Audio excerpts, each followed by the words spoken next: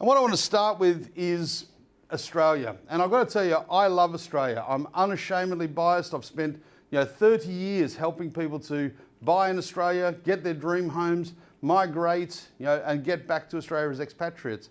And there's a lot of reasons why virtually everybody always wants to head there, stays there, and hardly ever leaves.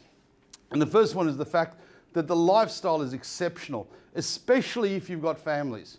It's a terrific outdoor world. It's a fantastic place to be. But as a family, there's nowhere safer, nowhere nicer, nowhere more comfortable. Our remoteness has ended up being a key element of our quality of life. And particularly at a time like now when we're seeing all sorts of kerfuffle in Europe and the Middle East, Australia being so far away from all the troubles makes it a very attractive and safe place to hang out.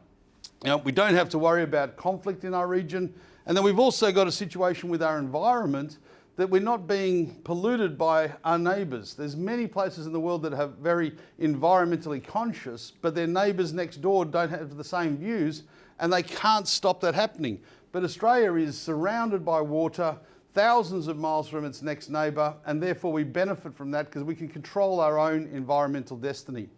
We are also, I think, the fairest place in the world to be. There's any opportunity you want, of any gender, any persuasion, any race, it is open to everybody. There is no discrimination, there's no bias. It's fantastic, and there's very few countries, if any, on the world that could compare to that than Australia.